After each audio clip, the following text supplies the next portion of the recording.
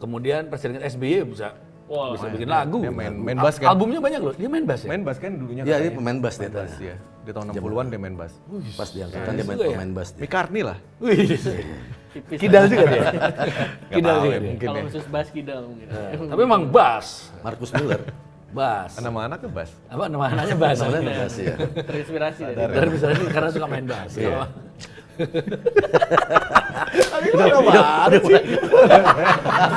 Kiri dikira komunis, kanan dicap kapitalis, keras dikatai fasis, tengah dinilai tak ideologis. Ya benar. Setuju ya? Setuju sih. Iya. Dari yang Setuju Mas berarti Radit kalau tadi. gitu. Iya. Iya benar juga kayak gitu. Kesepakatannya seperti itu kan? Iya. Yakin Iya. banget gue. Iya. Ya. Bisa gitu sih. Nggak mungkin enggak sih. Dari kayaknya. dulu gitu di Indonesia. Ya memang, berarti ya. negeri ini mau apa lagi? Apapun kalau di Indonesia itu selalu berkaitan dengan politik.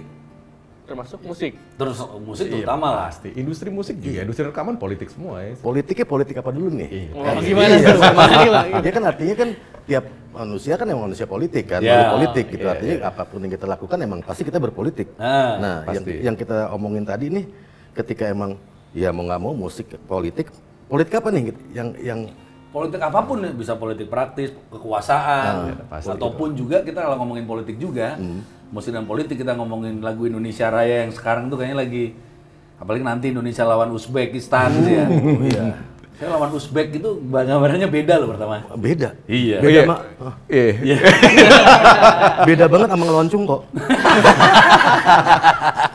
Bahaya. Tapping kan? Tapi nggak ada di cut kok. Nggak ada di cut. Aduh salah gue. Editor aja gimana editor. Nah, ngomongin Indonesia Raya, ternyata lagu itu dikumandangkan pertama. Tadi saya dikasih tahu Kang Unmet, itu tahun ketika Kongres Pemuda 28 oleh Wage Rudolf Supratman, itu biola doang. Biola aja. Nggak ada liriknya. Iya, Bener itu- ya? Iya, setahu Mas gue David tuh ya? iya, karena pasti apa ya? Maksudnya saat itu kan masih ada kayak orang-orang Belandanya, polisi segala macam juga Iya. masih memantau gitu kan. Ini mau ngapain nih orang-orang Indonesia nih? Para Berarti ini nasionalis ini anak-anak mau itu ngapain? Prodem lah dulu ya. Iya, Udah ada gitu. Indonesia maksudnya. Iya. Iya, belum ada ya maksudnya ya, nasionalis lah. Tapi entahlah kata-kata apa. Indonesia udah ada dong, artinya. Di situ nanti itu pertama kali salah satu yang dipakai juga mungkin judul si lagu tersebut. Indonesia Raya itu. Ya, awalnya Indonesia doang kalau nggak salah. Jadulnya pertama Indonesia aja. Kalau nggak salah, iya. Nah, jadi mungkin emang yang gue baca juga ya, Ah. balik lagi itu juga memang dimainkan akhirnya pertama kali instrumental hanya pakai biola kan karena Iya, instrumental. karena disensor dulu liriknya nih kayak jangan deh. Oh, nggak gitu. boleh nih Iya, ya. takut Ini gitu. progresif banget nih ya. Iya, Takut mungkin. dibungkus dulu. Iya, itu dia. Ambil diculik dulu ya. Tidur di balok es nanti. Dan kemudian Indonesia Raya pertama kali dinyanyikan itu di Kongres PNI berikutnya. Iya, iya. Tapi sebelum Indonesia Merdeka. Berarti emang Persis. lagu Indonesia Raya itu dulu waktu itu kemudian kayak lagu Indonesia atau Indonesia Raya lah itu ya. Itu kayak jadi penyemangat untuk bangsa ini merdeka ya. Iya, itu yang membakar api anak-anak muda jadi nasionalis muda itu langsung. Nah, itu aja makanya jadinya ketakutan kan Iya. lawannya gitu. Itu lebih menakutkan kan, ketika emang belum ada kata Indonesia secara announcement gitu Resmi ya. gitu ya. Tapi in everybody's heart tuh, di tiap hati tuh udah ada ya. Artinya passion untuk Indonesia ini sendiri pada waktu itu, kebayang nggak sih? Iya. Groups, Iya, man. belum merdeka loh gitu. Belum ada negara Republik Indonesia belum ada. Tapi salah satunya melalui lagu itu ya Kang ya. Yes. Nah ngerinya kan sekarang ketika udah jadi Indonesia Raya, malahan kita berakting seperti Indonesia Maya. Asik. Ada T-nya nggak belakangnya? Gimana itu maksudnya Indonesia Ya, Maya maksudnya tuh? kebangsaan tuh cuman akhir jadi slogan-slogan di medsos doang gitu loh. Iya, Gimik aja gitu ya. Di dunia maya aja, dalam real life-nya rayanya itu sendiri kayaknya Ya pasti minim banget terlakoni. Iya. Asik gue terlakoni anjir. Oke, kita ngomongin musik dan politik nih ya, teman-teman semuanya, karena kita ada di diskusi barbar episode ketiga. Bener ya, 3 ya? Tiganya semangat banget ya. 1, 2. Wih, apaan tuh? Iya. Jadi kita bakal deliver berapa bar nih? Ya kalau di hip hop kan sekarang gini loh. Anak hip hop tuh paling kuat minum. Oh iya. Nah, iya kan? Masa sih Bukan nggak cuma apa-apa. anak metal juga. Iya bukan apa-apa. Orang biasa satu bar aja kita udah bilang, Anti pop 16 bar loh. Yoi, banyak banget. Dan bar hopping, ya, ultra bar hopping. Kalau barnya beda ya. Bar lagu sebenarnya. Nah, ngomongin hip hop nih. Hip hop itu kan dianggap sebagai musik perlawanan ya, Yes. era sebelumnya. Meskipun sebelumnya kita sempat ngobrol tadi tuh hip hop itu musik Party. escaping lah ya. Ya. Sebenarnya semua musik itu escaping lah dari semua penderitaan ya. Kita ngomongin gospel, kalau gospel sih memuja terhadap kebesaran Tuhan. Iya. Reggae juga dari para budak-budak. Iya. Itu Awalnya hip hop juga escaping seperti itu juga dulu, kan. Nah, kemudian hip hop musik perlawanan gitu. Ini lekat dengan politik dong. Mungkin gue bisa salah ya, Fit ya. Kayaknya most of genre itu emang awalnya escaping kan. Mau blues, mau apa segala macam, sampai reggae, rock and roll juga, sampai akhirnya fase berikutnya adalah perlawanan. Ya. Bener gak sih most of gitu loh. Reggae juga ketika emang udah bahasanya lebih ke perlawanan gitu ya, di fase berikutnya. Begitupun hip hop gitu ya. Iya. Nah, kalau kita ngomong hip hop awalnya emang di salah satu di apa ada warehouse party ya. DJ Flash ya kalau nggak salah Cool ya. Herc ya? Cool Herc. Kayak Cool Herc. Ya, nah, Cool Herc itu apa? Ya dia MCing sebenarnya awalnya. Oh, dia ini DJ Cool Herc ya? Dia nge-DJ sambil MCing Iya. beberapa apa? Cuman shout beberapa bar. Iya. Dari situ akhirnya emang jadi satu bentuk apa? Ritual party pada waktu itu gitu loh. Kayaknya nggak seru party kalau emang nggak ada MC-nya. Sampai akhirnya berangkat, mulai itu akhirnya di situ emang mulai tentang perlawanan. Iya. Mulai tentang perlawanan, mungkin kebanyakan awalnya lebih ke yang dihajar adalah masalah diskriminasi ras dulu kan. Tahun berapa itu, Bang? Diskriminasi ras mungkin udah dari tahun 70-an akhir ya. 70-an akhir. Mulai akhirnya lebih ledek lagi nih perlawanan mulai dari API gitu ya, Public Enemy udah mulai melebar nggak cuma diskriminasi ras tapi juga tentang policy Kebijakan pemerintahannya. Gitu. By the time I get to Arizona tuh how to kill a radio consultant tentang gimana kebanyakan penyiar radio tuh cuma jadi corong-corong pemerintah doang gitu pada even di Amerika pun gitu ya. Itu tahun 80-an ya? 80-an. Itu era Reagan nih tulisannya. Era Reagan ya, mereka sangat ini ke Reagan kan. Ya, anti Reagan semua. Dan memang kalau dari yang ngobrol tentang hip hop ya, bahkan dari sikapnya gitu ya, sikap dia bikin musiknya aja gitu kan, ya, pasti ada musik, ada beatnya di sana. Itu udah nggak konvensional gitu. Itu udah begitu apa ya, ada menyiratkan sikap perlawanan sebenarnya. Yeah. Dia bikin sesuatu dari apa yang udah pernah ada. Iya kan? Yes. Dia ngambil sampling dari lagu-lagu yang pernah ada, diambil sedikit-sedikit segala macam untuk ekspresin sesuatu lagi yang baru. Yeah. Jadi dia bikin sebuah konstruksi dari apa yang udah pernah ada, tapi dengan sensibilitas yang baru, dengan informasi yang baru, sikap yang baru gitu. Itu aja udah ngelawan sebenarnya. Yeah. Itu udah maju banget gitu. Apalagi banyak kemudian hip hop itu banyak berafiliasi dengan kelompok-kelompok politik ya di Amerika dulu dengan Black Panther misalnya. Yes. Oh iya. Iya. Dan kalau kemarin-kemarin apalagi ya ketika di Amerika ada warga kulit hitam dibunuh oleh Black Matters ya. Ya jadi gerakan besar banget. Iya. Nah di Indonesia juga seperti itu kan. Hip hop kemudian bersinggungan dengan politik kan? Ada ya. Ada beberapa varian gitu ya teman-teman juga yang emang konsisten secara eksplisit this is political lyric gitu ya. Ya. Kalau gue sendiri karena emang waktu itu gue di industri dan emang di main Ya kapitalnya ya, milik labelnya. Major, gue tuh ngerasa jadi emang ada kompromi di situ. Mungkin lagu yang enak didengar cuman artinya enak didengar bisa didengar sama orang selain hip hop. Radio friendly lah dulu itu ya. Itu mungkin 2 atau 3. 7 sisanya tuh udah yang suka emang bener-bener yang sampai sekarang tahu yang bener-bener emang dulu suka hip hop gitu loh. Dan yang diakalin adalah karena waktu itu emang gue nggak mungkin juga kayak Iwan Fals yang emang ngomong seperti itu. Gue coba untuk cari gaya sendiri gitu. Nggak mungkin gue kayak Iwan Fals atau Doel Sumbang di awal-awal dia nongol gitu ya. Gue coba emang dengan metafor. Jadi kayak misalnya kayak lagu Cuma Ulat gitu ya. Mungkin anak-anak hip hop aja yang tahu.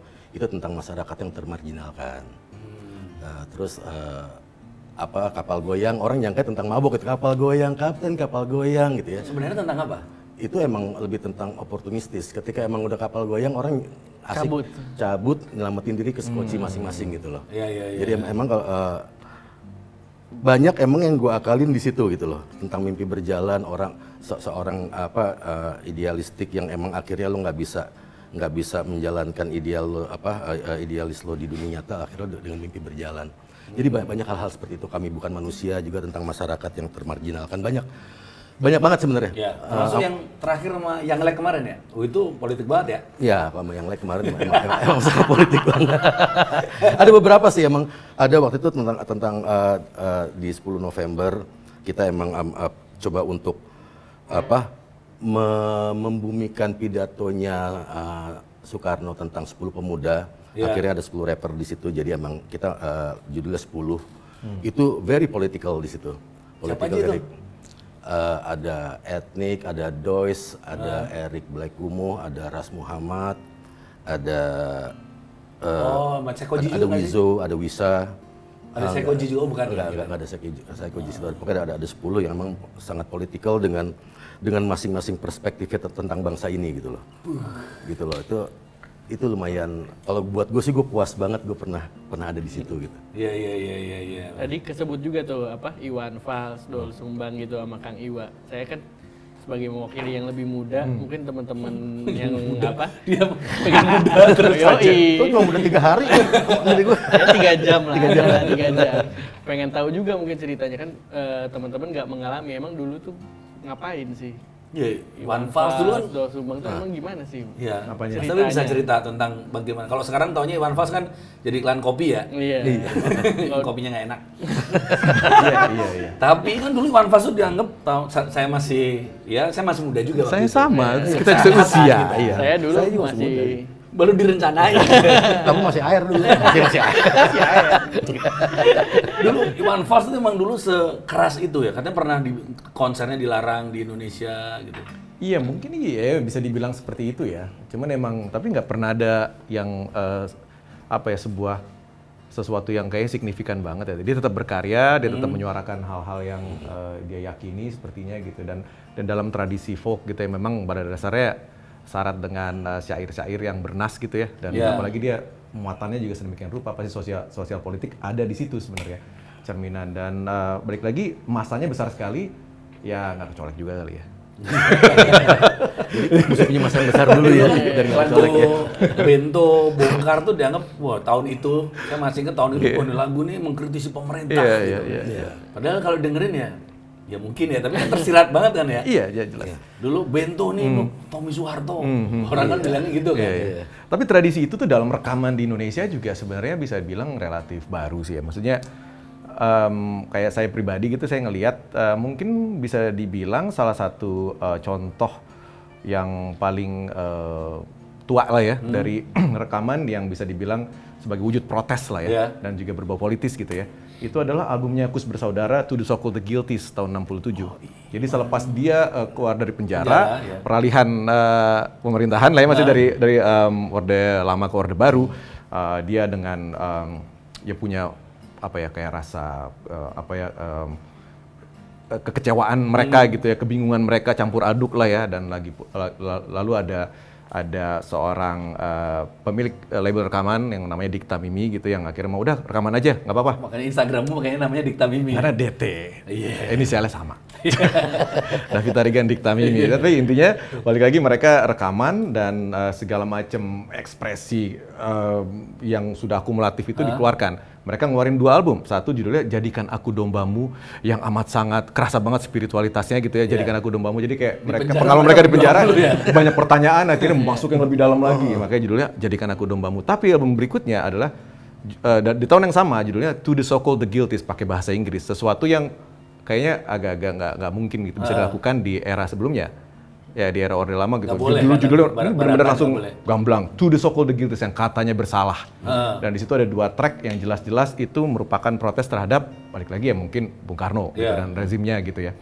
Judulnya satu Poor Clown, ya Poor Clown badut ya Poor Clown. Itu jelas-jelas kayaknya arahnya ke Bung Karno gitu ya. Sama satu lagi To The So-Called The Guilties itu, dan langsung dinyanyikan dengan bahasa Inggris oleh Tony Kuswoyo yang sebelumnya nggak pernah nyanyi, hanya ngarang lagu. Saking marahnya dia. Dan bisa disinyalir itu bisa jadi mungkin rekaman protes pertama di era musik populer Indonesia dalam rekaman ya. Oh, Iya. oke. Itu ya. Tahun Tahun 67 ya? Karena mungkin banyak teman-teman yang nggak tahu juga, dulu tuh ada kebijakan dari pemerintah Orde Lama, Soekarno itu melarang musik-musik barat. Ke barat. Musik Hip-hop ya. Iya, melarang dia. Ya. Sebenarnya itu kan berarti politik juga. Kenapa sih maksud Soekarno dulu itu sebenarnya ngapain sih sebenarnya? Nggak tahu sih sebenarnya. Cuman emang mungkin ya masuk di akal sih. Maksudnya dia kalau kita ya nggak usah kayak dalam banget aja tuh ngelihat dia melihat bangsa Indonesia sebagai bangsa yang masih tumbuh lah katakanlah bangsa ya. baru lah Ya, dia. jadi kan kita lagi nyari jati diri gitu kan, lagi identitas lah ya. membentuk identitas segala macam. Sementara perkembangan yang ada di luaran sana yang dari barat itu udah begitu majunya, udah makin agresif, makin menakutkan gitu, tanda kutip ya, makin berbahaya untuk ya itu pengaruh ke jati diri anak muda sebagai generasi masa depan gitu ya. Jadi ketika udah mulai ada rock and roll gitu di pertengahan tahun 50-an, dia juga makin cautious gitu yang kayak gimana ya caranya ya. Jadi mungkin dia maksudnya nggak melarang sih sebenarnya. Cuman kita belum siap aja. Jadi kita lagi coba untuk cari jati diri, tiba-tiba dapat kayak gituan nanti waduh sulit makin susah gitu. Intinya sih kayak gitu kayaknya. Iya. Padahal Bung Karno kan rock and roll banget ya. Iya. Visioner kan. Visioner udah pasti. Iya, rock and roll dan merdeka. Tapi gue boleh nanya nggak? Nih, sama yang jago politik nih ya. Semenakutkan banget gak sih buat politik kekuasaan musik itu gitu loh. Sampai artinya selalu dibikin kanal-kanal untuk mendistract sesuatu yang oke lah dari zamannya Kus Plus mungkin dulu Gomloh gitu ya, Gomloh di awal-awal juga, Sumbang di awal-awal, Iwan Fals gitu ya, Leo Christie gitu ya, Frankie Sailatua juga. Nah itu sedemikian takutkah kekuasaan itu kalau emang musik itu bisa menggerogoti? Iya. Ya, karena pengikut sih, semua yang bisa pengikut banyak kayaknya ya. Iya. Kalau aku sih ngelihat udah populer ya, karena bisa mempengaruhi sebuah ya karakter bangsa di era itu.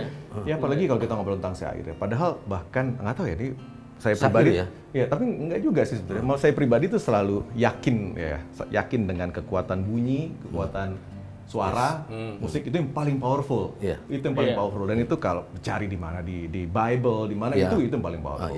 Ya kan bunyi suara gitu bahkan lautan vibrasi gitu. Iya, dan kalau di Bible ya jelas-jelas ada bagaimana nyanyian itu bisa meruntuhkan tembok ibaratnya kayak gitu.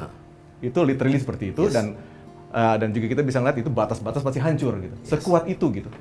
Jadi bagaimana itu bisa dimanfaatkan untuk hal-hal yang lain juga kan. Apalagi dalam politik udah pasti akan dipakai. Dan mungkin untuk bisa para musisi ini sendiri yang emang yang tahu kedengaran falas apa enggak. Suatu kekuasaan itu berjalan kali ya. Iya. Tapi pikir deh, maksudnya kayak misalkan kita di sini gitu ada orang 3 kilo dari sini dia bersuara gitu. Kan kedengeran kita. Yes. Ya kan? Bisa mempengaruhi. Nggak tahu juga kita ngapain, tapi dia ada suara yang sampai sini. Dia bisa menembus sampai seperti itu gitu maksudnya. Iya. Tapi akhirnya bisa juga musik ini dimanfaatkan untuk kepentingan politik. Yes. Bisa juga. Itu maksudnya, makanya jadi karena saking powerful ya. Karena beberapa waktu lalu kayaknya di negara-negara pecahan Soviet lah, ada satu negara yang melarang musik dengan dB berapa itu nggak boleh. Iya. Jadi dianggap itu bisa membuat ke frekuensinya. Tapi itu benar itu.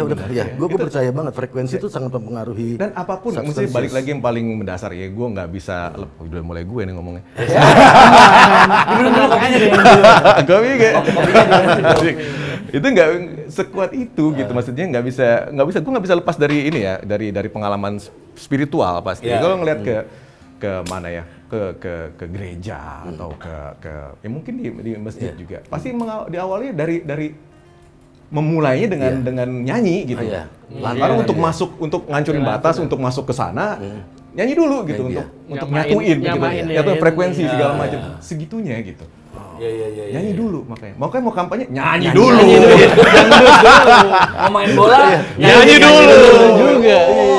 Sebenarnya nggak semuanya. Iya nggak sih? Iya. Segitu kuatnya musik, bayangin, makanya dipakai. Segala sesuatu hal yang terlalu tolol untuk dikatakan kita nyanyikan aja. Iya. Sekarang masyarakat Indonesia musik paling populer di sini apa? Dangdut. Dangdut. Ya kan? Tuh kayak jadi, wah ini musik saya gitu kan ya kan. Iya. Ya udah musiknya dipegang, ditarik ya diikut deh.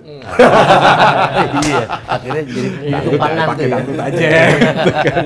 Iya, Nah, ngomongin musik lagi di Indonesia, sebenarnya kan kita ngomongin ya tadi dari Indonesia Raya ya, sebagai salah satu mungkin penyemangat kemudian bangsa ini, negara ini kemudian ada gitu oleh para pemuda. Kemudian tahun-tahun berikutnya konferensi Asia Afrika itu salah satu souvenirnya piringan hitam Iya, lagu-lagu musik, Indonesia ya.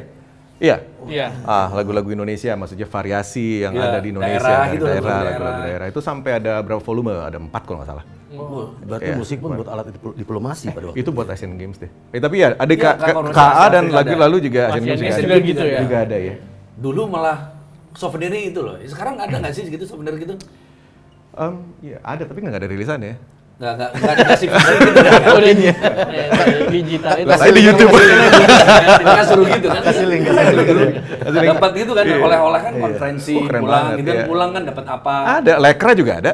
Lekra ada. Ada yang warna biru tuh, dibawa kemana-mana. Nah, ngomongin juga nih, setelah itu, Box set dulu Ada ya. ya. setelah era itu kan kemudian ke kebudayaan, kesenian ada seniman kan kepecah, ada Lekra segala kan. Iya, iya. Iya. Kemudian genjer-genjer dianggap lagu komunis gitu ya. Padahal Saya pernah ditangkap polisi lagu gara-gara sayur, emang sayur kering. Saya ditangkap polisi. Orang kering juga.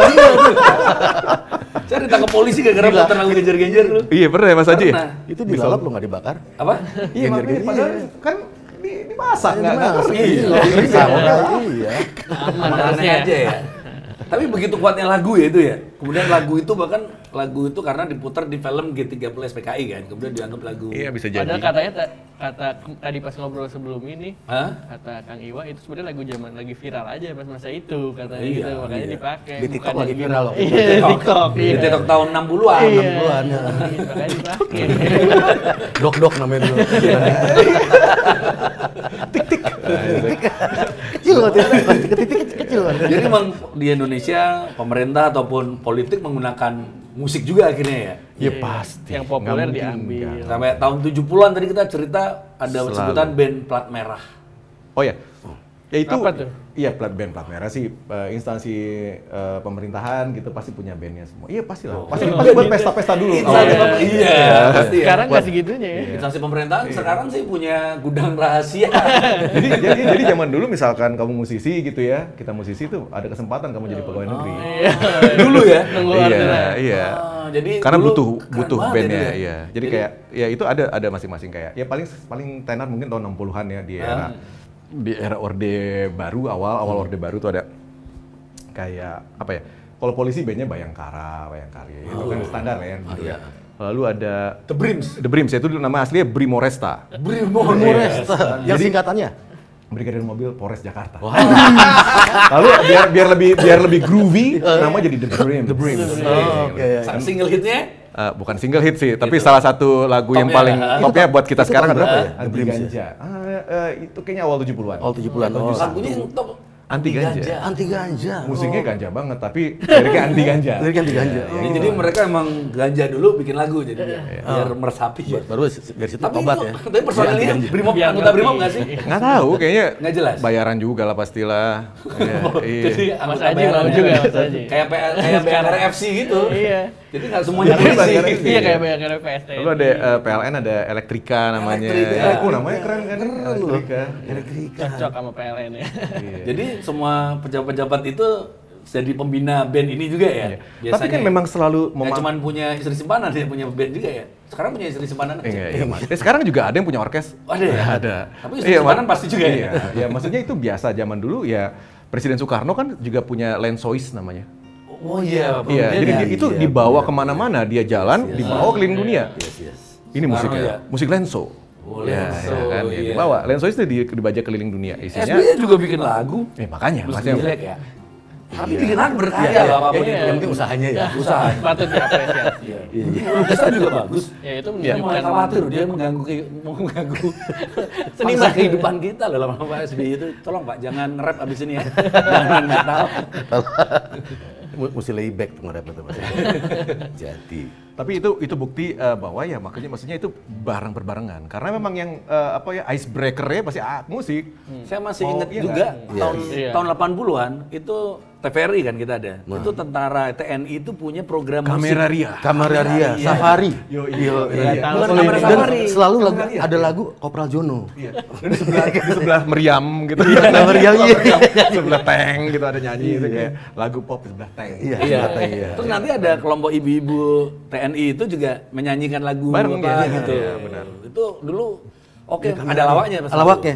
Pasti selalu ada lawaknya. Dan lawaknya di setiap kali akhir lawaknya, sebelum ke lagu berikutnya, pasti freeze. Pasti freeze sudah. Lama. Freeze manual. Ada yang garuk-garuk lagi freeze. Goyang-goyang gitu. Kemudian tahun era-era berikutnya mulai banyak lagu kritik-kritik itu Indonesia mulai awalnya tadi Coast Plus. Tahun 70-an ada juga. Sebenarnya selalu ada. Apalagi di era Orde Baru tuh sebenarnya ya banyak sebenarnya yang melakukan ya. Tapi balik lagi figur-figurnya rata-rata tuh rada-rada sulit diapa-apain gitu. Contoh kayak Hari Rusli misalnya. Oh yes. Jadi Frank Zappa. iya, Frank Zappa liriknya Indonesia. segala macam ya pasti, dan dia bikin nggak sekedar lagu, ada syairnya yang bermuatan gitu ya, yang bagus gitu ya, tapi juga dia bikin sebuah misalkan kayak Ken Arok, sebuah opera rock gitu lalu. Jadi udah emang maju banget juga apa yang dia bikin gitu ya. Tapi memang muatan sosial politik selalu ada. Tapi sekali lagi, ya nggak bisa disentuh juga manusianya. Iya, gitu. bisa sentuh. Tapi kocak tuh. Karena mungkin dari keluarganya. Imun dulu ya, harus imun dulu ya. Jadi dulu zamannya Pak Habibie presiden dulu rupanya sempat ada headline tentang musik rap itu nggak bagus. Iya, buat pernah ada Indonesia. itu ya. Nah, itu kocak. Gue pulang kuliah, biasanya kalau emang ada wartawan nongkrong di kosan gue gitu ya, nunggu itu biasa mode, gadis, hai gitu ya. Terus tiba-tiba kenapa ini Tempo, Gatra gitu kan. Terus ada, gue nggak baca headline-nya. Dia nanya, gimana komentarnya Pak Habibie ngelarang rap di Indonesia? Ngelarang? Enggak, dia bilang dia nggak suka rap. Bokap gue aja nggak suka rap, gue bodo amat. Kamu, ayo lah. Gue nongkrong sama teman-teman gue di masa itu, di tahun segitu kan glam rock banyak kan. Iya. Dan gue nggak maksain teman-teman gue juga buat suka rap. Urusan dia, gue bilang. Tapi waktu itu yang ngebelain gue Kang Hari, itu ngebelain banget loh. Gue sampai nulis artikel berapa kali gitu di koran gitu ya, tentang musik rap dan segala macam. Mulai gue deket tuh sama Kang Hari almarhum tuh. Di situ jadi suka nongkrong Supratman semuanya. Berarti kayaknya Habibie itu karena di Jerman kan dia, sukanya Kraftwerk dulu. Kayaknya dia kayaknya sukanya krautrock. Krautrock. Udah cukup segitu dari masuk ya kita ya. Maaf. Udah. Karena di Jerman loh. Techno lah. Tapi gue pikir emang akhirnya dia cuma masalah selera doang. Ketika emang di inian gue, what the fuck gitu ya. Gue nggak ada urusan orang nggak. Gue seniman bukan tiran yang memaksa orang harus suka rap gitu loh. Biarin aja gitu. Iya, tapi nggak ada urusan juga. Nggak ada urusan juga. Tapi emang waktu itu media mengangkatnya seolah-olah biar pengen ada ini kan. Bilang, nggak apa-apa tuh urusannya Pak Habibie kok. Ya, tapi penasaran sih gue kenapa dia nggak suka gitu. Tapi pada akhirnya ketika gue keluarin pernyataan seperti itu, gue mungkin jadi lebih sering manggung di istana Bogor gitu. Pas zaman Pak Habibie. Iya benar, lumayan. Ketika dia emang ngomong gitu dan gue ngerasa ya udah itu selera bapak kok. Gue nggak ada masalah. Gue sempat ngomong juga kan, gue nggak ada masalah gitu loh. Sama ngobrol ke Pak Habibie-nya? Ya karena waktu itu kan sempat main di Istana Bogor dan sempat ngobrol ya akhirnya ya udah. Dia terakhir ngomong saya tuh nggak suka yang gangsta, saya suka ternyata. Gue East Coast man, gue East man, gue BIG dibilang gitu kan. Karena gue di Jerman banget, sekarang jadi West Coast. Gue suka yang conscious. Belum zaman. Iya. Salah lo semua. Nah, kemudian makin kesini juga kan makin rame juga kan. Kita ngomongin salah satu mungkin tuh nggak bersinggungan musik dan politik di era terakhir itu pemilu 2014 ya. Iya, di mana Itu hampir seluruh musisi di situ mendukung mendukung Pak Jokowi. Jokowi waktu itu kan. Hampir semuanya lah ya. Yang ada di sana juga ada. Ahmad Dhani Ahmad Dhani doang dari dulu di sana. Ahmad Dhani tetap setia di sini, di Prabowo gitu. Sampai sekarang tuh dia. Nah, dulu kan rame banget Kang Iwa juga, hampir semuanya lah kita karena mungkin nganggap Jokowi kayak waktu itu kayak apa ya? harapan lah gitu Ya, pendobrak gitu ya. Pendobrak. Kayak Obama waktu itu kan juga di Amerika hampir YouTube, Iya, Yosi, semua pada kan. kesana ya. Yang bukan orang Amerika juga ikutan. Bukan orang Indonesia juga ikutan juga. Ikutan banyak. Siapa Waktu dulu? itu ada Arkarna. Iya. Itu kan sempet rame loh. Ada Balmi. Ya, yoi. Langsung keluar ya. Pak Jokowinya nggak tahu Arkarna dia. Nggak tahu Jokowinya Arkarna. Itu kan sempat rame juga kan. Sempat rame. Kemudian makin kesini tapi ya sekarang udah mulai nggak terlalu seseru dulu kemarin lah ya. Udah beda lagi gitu. Mas Iwa yang dulu kemudian kenapa sih kemudian ya, praktisi musik kemudian itu bisa dikatakan nyemplung di politik praktis dalam bidang musik ya, tapi mendukung salah satu Mendukung secara eksplisit Iya. lah gitu ya. Secara eksplisit, kalau dibilang nyemplung ke praktis ya banget enggak ya? Ya. Karena gue juga nggak tahu caturnya kayak apa segala macam. I don't give a shit. Tapi kan di situ kita ngelihat satu simbol yang memang misalnya bukan darah birunya, nggak punya kaitan sama masa lalunya, ceritanya pada waktu itu. Ya. Pokoknya brand ini adalah brand pendobrak, Ya. gitu loh. Brand pendobrak pada waktu itu yang ketika kita ngerasa juga yang kita ada di sini tuh ngerasa gue mau ikut bantuin dobrak gitu loh. Ayo kita bantu energi semuanya untuk mendobrak ini bareng-bareng gitu loh. Jadi gue rasa kalau dari musisi lebih ke itunya aja ya, energi itunya aja ya, apa yang kita lihat secara eksplisit dan kita lakukan segala sesuatu secara spontan. Gue rasa lebih ke situnya aja. ya toh kemudian setelah jadi ya udah kita berada di luar lagi mengkritisi lagi di luar juga lagi ya. enggak. Nggak ada yang nawarin jadi komisaris itu. Biar komisar Jerome lagu dulu. Enggak, tapi gue emang gini loh. Gue lebih suka memang posisi seperti ini. Ya. Ketika gue bisa ngomong bangsat ke sesuatu, tapi gue bisa ngomong I love you ke sesuatu yang gue suka. Gitu. Jadi apa? Ini suatu kemewahan hidup gue. Ya. Gitu. Dan gue nggak mau ini hilang. Hanya dengan akhirnya Masuk. tiba-tiba masuk. Kalau gue, sorry, yang nawarin banyak. Dari dulu iya. Komisaris? Iya, gue nggak tahu. Makanya gue nggak ngomong di sini. Pokoknya seperti itu. Cuman gue ngerasa gue udah mewah hidup gue. Iya. Gue udah mewah dengan apa yang bisa gue lakukan sekarang sebebas ini gitu. Gue cuman paling nggak ini gue nggak ngomong bangsa kok. Gue ngasih legacy ke anak gue doang kok. You just do what you want. Ya. Jalani minat kamu, gitu loh. Jalani passion kamu. Kalau udah bukan passion, udah akhirnya semuanya artificial. Gue ngerasa rugi. Ya. Gue nggak tahu, mungkin gue tolol ya. gue banyak tolol-tololin sih. Banyak perspektif. Nggak tahu, gue ngelihat ya, Iwan kan seniman ya, ya kan seniman tuh kan punya tanggung jawab ya, tentang nilai-nilai. Yes. Semua pasti akan ngeliat ke seniman, seniman pasti, ya budayawan, seniman lah pada dasarnya. Sekarang di saat-saat lagi ada pergolakan, ada suatu gesekan segala macam, dilihat seniman. Yes. Bagaimana lo masih tetap mengusung nilai-nilai yang lo yakini apa enggak kan gitu. Yes. Kan udah 11-12 sama Nabi kan sebenarnya. Nah, kan maksud gue ngeliat itu pasti ada sisi seperti itu kali ya di Iwa. Jadi pasti lo pasti akan memposisikan diri lo untuk Gue sih ngeliatnya kayaknya gue nggak kesini. Gue nggak terlalu serius seperti itu gitu ya. Gue cuma ngeliat ini kemewahan hidup gue aja. Iya. Gue mewah aja gitu. Gue bisa begini gitu. Udah gue nggak mau kemewahan yang gue dapetin hilang. Iya. Sesimpel itu kalau gue sih. Dan itu sebenarnya yang tahun 2014 itu yang keras sahabat kan hampir semuanya kita punya harapan semuanya lah gitu. Kemudian musisi, kemudian sampai kita ada konser bersama ya kayaknya waktu itu bener-bener tulus ya. Yes. Karena itu saya ingat banget tahun 2014 itu kayak tulus aja karena kita ngelawan ngelawan suatu yang Iya, besar. buat yang cowok tuh ya. Kalau yang cewek Raisa waktu itu. Bukan ya, salah ya. tulus or too tight. Tulus or too tight. Tahun kemudian ini berbeda lagi di konstelasi tahun 2024 ini bergolak lagi kan. Dulu yang harapan kita ternyata berbeda lagi lah. Iya. Ada kekecewaan nggak kalau Mas Iwa? Gue sih gini, sesimpel ini gue. Yang gue peluk sampai sekarang adalah value, Iya. bukan orang. Bodoh amat, bukan sosoknya ya. Bukan sosoknya. Jadi buat gue, what the fuck? Toh gue masih bisa menjalin hidup gue dengan value gue kok. Itu dia. Ya. Toh gue masih bisa akhirnya ngobrol tentang value ini ke anak gue, ke teman-teman dekat. Itu aja. Maksudnya apa ya? Berjuang melalui budaya itu bukan perjuangan instan. Ya. Kita nggak perlu tahu hasilnya mungkin hasilnya ketika kita udah nggak ada. Iya. Jalan aja tuh. Sesimpel itu gitu loh. Iya. Ya mungkin udah di keturunan keberapa, mungkin baru nongol. What the fuck, gue cuma bisa ngelakuin langkah pertama aja gue udah bangga. Iya. Gitu aja kok. Jadi apa, misalnya ada teman-teman, wah kenapa gini? Nggak apa-apa lagi. Kehidupan ya. Lo berarti yang lo pegang orang dong. Gue megang nilai kok gue. Ya, orang bisa berubah-berubah wajar. Orang bisa berubah. Nah itu dia makanya. Itu yang tadi gue bilang maksudnya.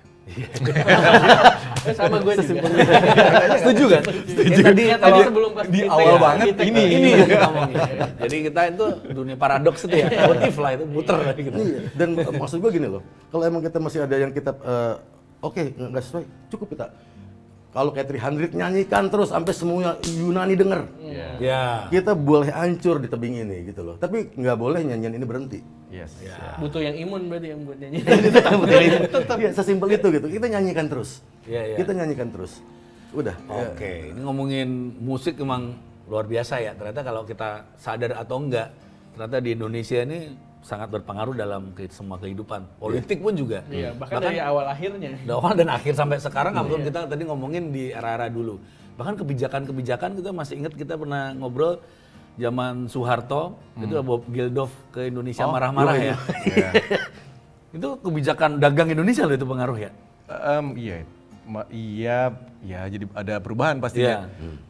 Ceritain. Itu panjang juga sih ya ceritanya ya. Itu kan ya maksudnya kita menghidupi di industri rekaman Indonesia utamanya. Kita kan di zaman dulu mungkin bisa dibilang pas zamannya Soekarno lah katakanlah ya. Tadi kan kita sempat ngobrol tentang bagaimana dia melihat Indonesia di era mungkin di akhir 50-an tadi ada rock and roll segala macam itu ya berbarengan juga itu masih muda sekali. Jadi salah satu yang dia lakukan adalah kita keluar dari konvensi Bern dulu. Jadi tentang haki nih.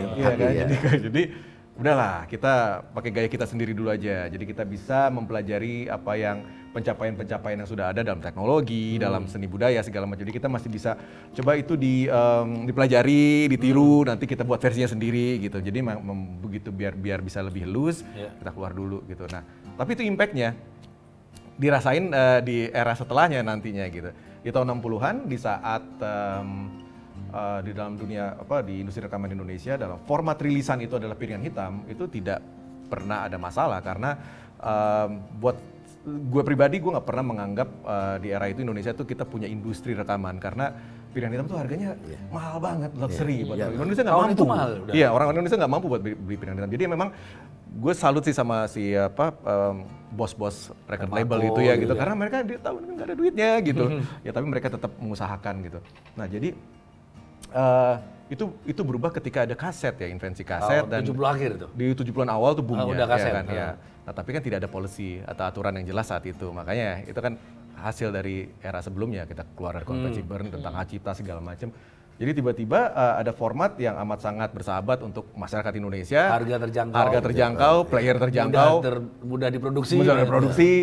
Dan saking mudahnya jadi yang terjadi adalah rilisan-rilisan internasional itu dibuat versi Indonesia dibajak.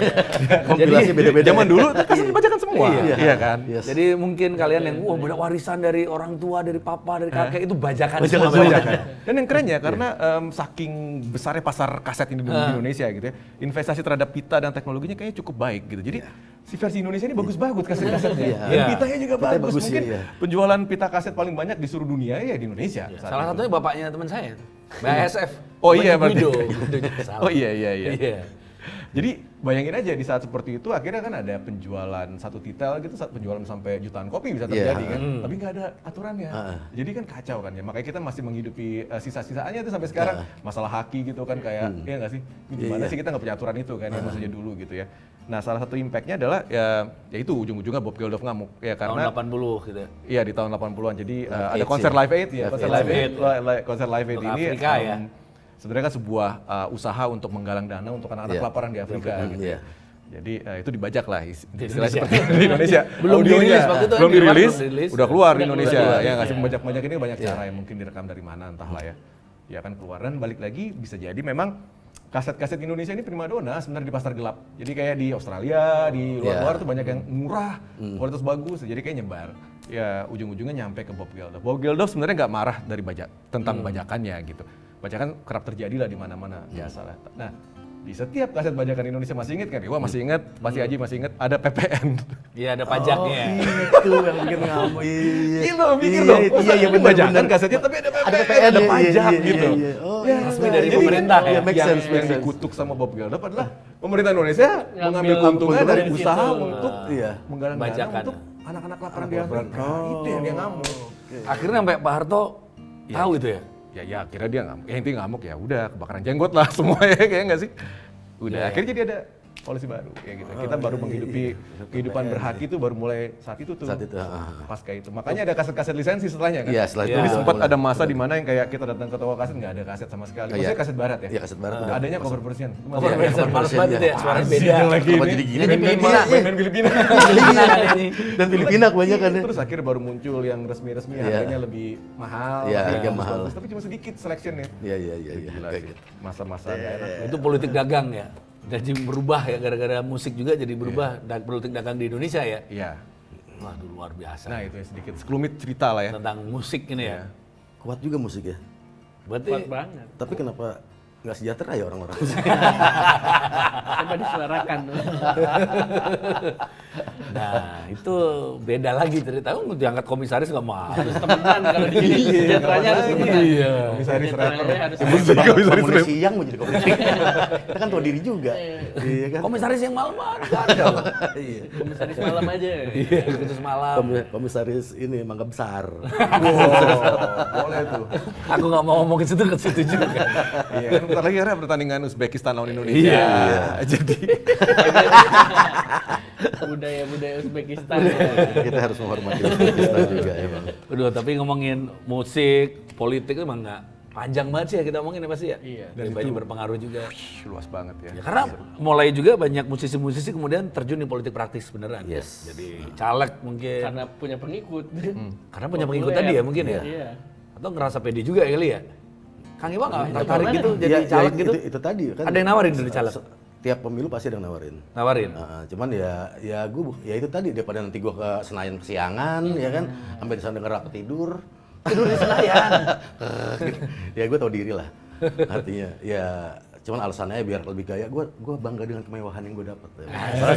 Padahal sebenarnya gua Tadi ngeluh, oh nggak bahagia sejahtera. ya gua cukup tahu diri aja. Nggak cuma tahu duduk doang. Iya. Tapi meskipun ada juga emang tahu duduk. Tahu duduk. Tapi meskipun ada juga emang yang mungkin punya kapasitas ya, Yes, mungkin emang banyak mungkin juga. kita ngomongin Marcel gitu ya. Iya. Kan dia sangat peduli tentang hukum dan haki juga kan dia. Dia emang anak hukum juga, Mas. Ya, Nah, anak hukum. hukum ya. Mengerti. Iya. Iya, Unpar dia. Lu apa, Pak? Gua Unpar gua. Maksudnya jurusan fisik HI. Oh, HI. Hubungan Politik banget. Politik luar Kurang negeri. politik kan? hubungan intim gua, hubungan intim. Jadi kalau dari caleg itu ada ininya sarjana. India Timur. Sarjana ilmu politik. Sarjana ilmu politiknya ada ya. Tapi enggak, gua enggak tertarik gua belum sama sekali. Maksudnya ke dalam struktur gitu ya. Iya. Buat gua emang yang namanya itu, gua lebih tertarik berjuang lewat budaya itu tadi. Ngomong bebas lebih mewah bener ya gitu ya. Mewah banget udah. Lu Wyclef Jean dari Fugees ya nyalon presiden Haiti loh dulu. Wycliffe ya? Iya, Wyclef ya Haiti. Kalah sampai kan ya. Kalah dia. Iya, berarti mending jadi pemain bola, jadi presiden bisa Joshua. Joshua. Ah, iya. itu keren. Ya. Jadi bola. Musisi Sepak jadi bola, ya. kalau di dunia siapa ya musisi kemudian jadi Kalau politisi? di dalam pemerintahan ada Mas jadi menteri. Kalau di Brasil tuh ada tuh kayak siapa ya kalau nggak salah tuh kayak siapa Bukan ya? Max Cavalera ya? Joao Gilberto gitu dia sempat jadi kayak menteri kebudayaan kalau nggak salah ya. Itu ada gitu. Tapi di bidangnya Cocok. kan. Tapi di bidangnya. Masuk Iya. ya. Kebudayaan kan. Kalau itu masuk sih. Masuk. Kayak di sini kayak Triawan Munaf jadi Asik kan dulu kan juga Dulu, musisi. kan di bidang Jadi backup, kreatif juga ya, kan. juga, iya. Kreatifnya nyambung Masih ya. Nyambung. cocok juga ya. Tapi dulu ada juga polisi, Kapolri yang main musik juga kan. Oh iya, Hugeng Hugeng. kan? Hugeng, iya. iya. Dengan apa musik Hawaiian itu. Hawaiian. Iya, Punya Hawaiian program di senior. TV ya? Iya, Irama Lautan Teduh. Lama Iya. Pak Hugeng loh tuh. Iya. Iya, dia sama Mas Yos, Suyoso Karsono, orang angkatan udara yang bikin label Irama Records. Mungkin di era Indonesia setelah kemerdekaan, label rekaman pertama tuh Irama Records namanya. Irama tahun, Records, tahun ya. 51 yang bikin Suyoso Karsono, Mas Yos. Itu juga nanti bikin radio, bikin ya selain record label dan lain-lain. Ya, Ini dari Suara Irama Indah. Angkatan Angkatan Udara, salah Angkatan satu Udara. tokoh Angkatan Udara. Dikta Mimi juga tokoh Angkatan Udara. Jadi emang lucu ya, AU ke musik. banyakan ya. Iya, nggak tahu juga deh kenapa. Iya. Tapi kalau itu memang mungkin memang Anda dasarnya juga, dasarnya SBY seniman. juga nyanyi. Dasarnya yo, iya, bagus banget sih. Pelangi di mata kamu tuh lagu jamu. Perhatiin banget. Wiranto nyanyi bagus, suaranya Oh, bagus. iya, Pak iya. Wiranto itu, tapi Mbak Sofi Sudirman, Bakso Sudirman ini ketahuan umur kalau ngomongin Mas Sofi Sudirman. Bapak reggae Indonesia ya? Siapa sih Bapak reggae siapa sih? bukan Sutioso. Sutioso, benar. Bapak iya. Bapak reggae ya? Iya. Kalau Mbak Sofi lagu dangdut kan. Dangdut. Iya. Bukan. Mbak Sofi tuh Mbak Sofi Lacuba kan bukan? Bukan. Mbak Sofi bukan. Mbak Oh, Sofi. bukan. Itu Mbak Sofi. Oh, ini Mbak Sofi. Oke. Ini Mas Sofi. Gila. Kacau ya. Nah, salah. Itu emang erat ya. Kalau kita ngomong presiden-presiden kita dulu ya, Soekarno, Musik. ya tadi punya band asuhan dia ya. Ya seniman, kalau dia memang seniman melukis apa. Salah satu segala. anaknya juga Mas Guru punya, Mas Guru karyanya Nah, sadis. Mas iya. Guntur Mas ngeband. Mas To juga ngeband. Ngeband kan? Iya, ngeband. Apa nama Negara. bandnya Mas Guntur? Dia Mas To ya. Iya. Itu dulu itu Aneka Nada ya. Iya. Aneka Nada dia ikutan, lalu di Kuartet Bintang juga dia ikut ngiringin. Keren juga ya. Iya. Itu. Terus Bu Mega nggak nyanyi sih ya. Jadi judul lagu aja paling Di ya. lagu marah. Sekarang banyak Iya, aja. banyak. Ya nggak sih? Lagu dengan judul kayak gitu banyak ya. ya. Tuh, Pak Harto. Pak Harto membina ya. Membina dia. Ya. Karena membina kan nanti itu Puspa. Anaknya sih, anaknya ngeband pastinya. Tapi Siapa yang biasanya tapi jadi ini pasti bos band aja, Sama jadi yang kayak pelat Joko merah Anwar. tadi kan itu Pak Harto. The Krabs itu kan juga anaknya Pak Harto yang jadi ininya apa namanya? Manajernya bosnya lah gitu ya. Manajernya bosnya gitu. Pak Harto. Kemudian presiden kita setelah itu siapa sih? Banyak lah. Enggak, Pak setelah Habibie, itu, Pak Habibie. Habibie. Iya. Nggak suka sama rap dia. Pak Habibie. Dia dulu sempat bilang nggak sih, ya cuman gitulah. Iya. Dulu pernah juga zaman Pak Harto itu. Gus Dur sih suka musik. Oh, Gus Dur suka nulis kan tentang musik kan. Dia sukanya Janis Joplin. Janis Joplin lah, Zeppelin. Led ya, Zeppelin. iya, iya. Gitu. Gus Dur oke. Megawati lagunya ya lagu-lagu Indonesia lama katanya. Penikmat Ya, mungkin kayak Nikmat. Iya, mungkin Kemudian presiden SBY bisa Wah, bikin lagu. Dia main bass kan. Albumnya banyak loh. Dia main bass ya. Main bass kan dulunya. Iya, dia katanya. pemain bass dia. Bass ya. Di tahun 60-an dia main bass. Pas di angkatan dia main juga ya? pemain bass. dia. McCartney lah. Wih. tipis. Kidal juga dia. Kidal tahu juga ya, dia. mungkin Kalau ya. khusus bass kidal mungkin. Tapi emang bass. Markus Miller. Bass. Nama anaknya bass. Apa nama anaknya bass? Namanya bass ya. Terinspirasi dari Dari misalnya karena suka main bass. Iya.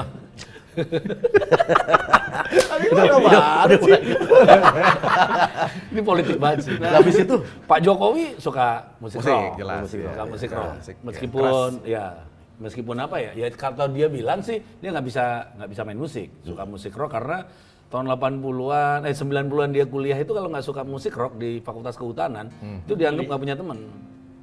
Jadi kalau musik jazz itu anak ekonomi. Iya, dia- Kehutanan, Fakultas Kehutanan Iya. kan. Harusnya reggae. Zaman itu belum ada reggae. Afrobeat dia. Atau world music gitu kan. Iya, reggae. Kayaknya kalau dia dreadlock nggak cocok deh. Coba gambar Pak Yang, Jokowi. yang dua aja nggak apa-apa. Dua doang. Ya gitu. Ya udah politik kita lah. balikin deh kalau gitu. Jadi kalau tadi udah ngalor ngidul, Wetan Ngulon udah. Nggak ngalor ngidul aja udah.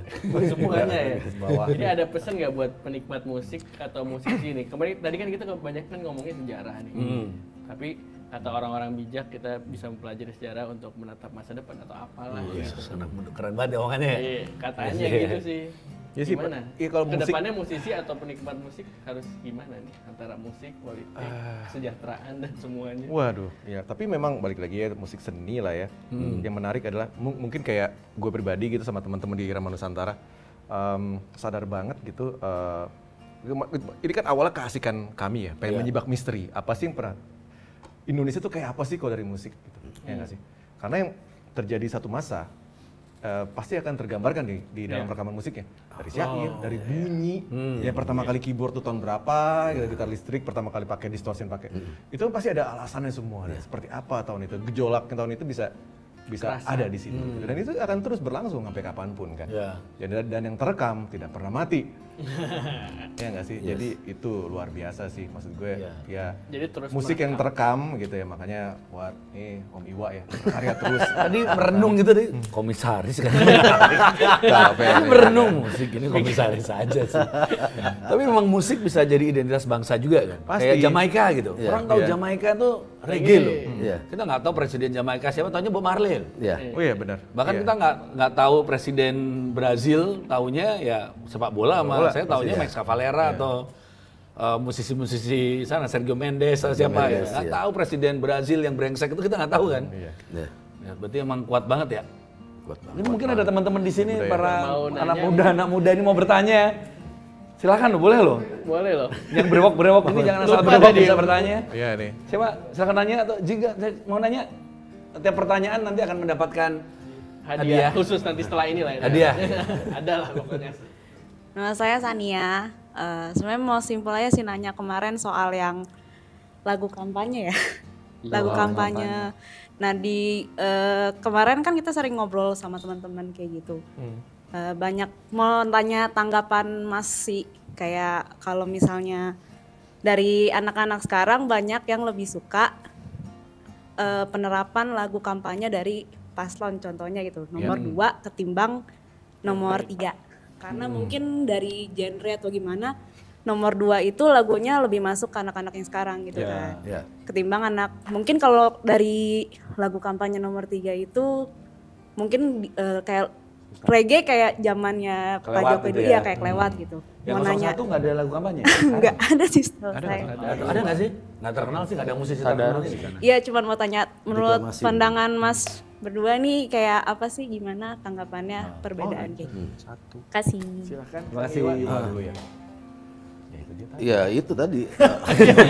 Awal kita ngomongin. Belum direkam ya.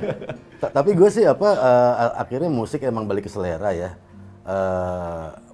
Gue lebih percaya waktu Jimi Hendrix ngomong di konser Woodstock ya, nggak ada musik Star Spangled Banner, dan juga sempat ngomong nggak ada musik baru, nggak ada musik lama, yang ada musik enak apa enggak. Tapi artinya kalau misalnya emang sekarang kan